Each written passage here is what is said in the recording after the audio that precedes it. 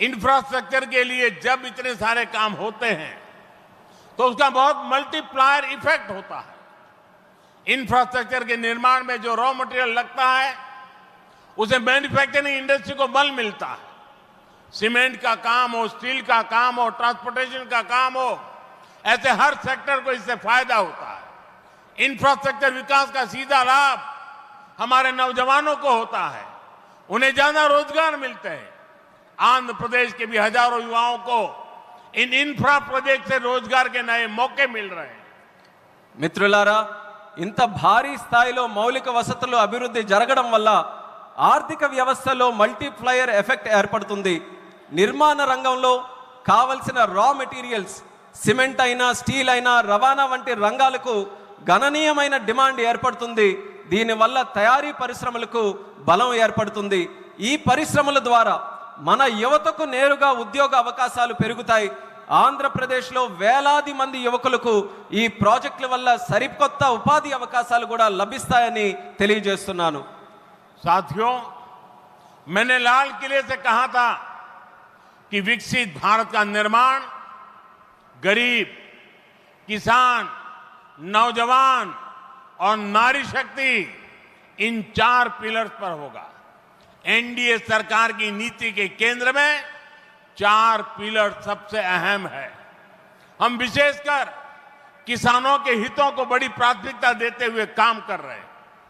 किसानों की जेब पर बोझ ना पड़े और इसलिए बीते 10 सालों में केंद्र सरकार ने सस्ती खाद देने के लिए करीब 12 लाख करोड़ रुपए खर्च किए।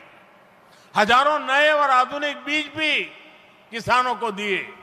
पीएम फसल बीमा स्कीम के तहत आंध्र प्रदेश के किसानों को अब तक 5,500 करोड़ रुपए का क्लेम मिल चुका है। पीएम किसान सम्मान निधि के तहत भी आंध्रा के लाखों किसानों के खाते में 17,500 करोड़ रुपए से ज्यादा पहुंचे हैं। మిత్రులారా, నేను ఎర్రకోట నుంచి స్పష్టంగా చెప్పాను, వికసిత్ భారత్ నిర్మాణం కావాలంటే పేదవాడు, రైతు, యువకుడు, మహిళా శక్తి ఈ 4 స్తంభాలపై ఆధారపడి ఉంటుంది. ఎన్డీఏ ప్రభుత్వ విధానాల్లో కూడా ఈ 4 స్తంభాలు కేంద్ర బిందువుగా పెట్టుకొని పనిచేస్తున్నాం. రైతు ప్రయోజనాలు అత్యంత ప్రాధాన్యత తీసుకుంటూ మేమందరం కూడా కేంద్రంలో పనిచేస్తున్నాం. రైతు జేబులకి భారం పడకుండా ఆ ఉద్దేశంతో గత 10 ఏళ్లలో ఎరువుల కోసం ఏకంగా 12 లక్షల కోట్ల రూపాయలు ఖర్చు కేంద్ర ప్రభుత్వం చేసింది.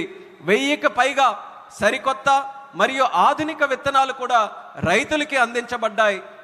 పీఎం పంట బీమా యోజన కింద ఆంధ్రప్రదేశ్ రైతులకు ఇప్పటి వరకు 5,500 కోట్లు నష్టపరిహారం కూడా చెల్లించాం.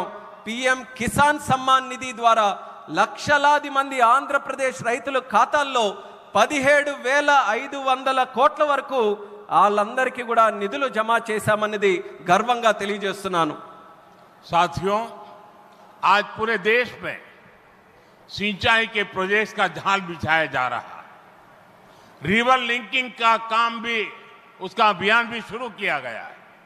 हमारा लक्ष्य है कि हर खेत को पानी मिले, किसानों को पानी की दिक्कत ना हो।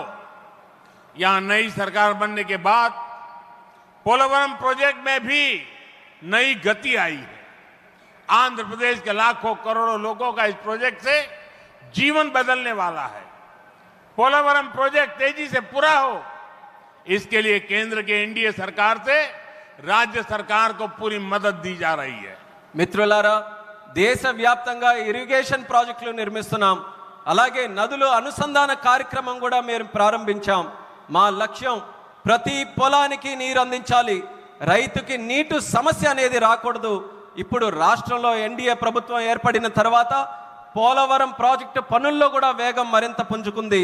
ఈ ప్రాజెక్టు ద్వారా లక్షలాది కోట్లాది మంది ప్రజలు, రైతుల తాలూకా జీవితం మారబోతుంది. పోలవరం ప్రాజెక్టు త్వరగా పూర్తవ్వాలని కేంద్ర ఎన్డీఏ ప్రభుత్వం అలాగే రాష్ట్ర ఎన్డీఏ ప్రభుత్వం పూర్తిగా సహకారంతో కలిసిమెలిసి పనిచేస్తాయని తెలియజేస్తున్నాను.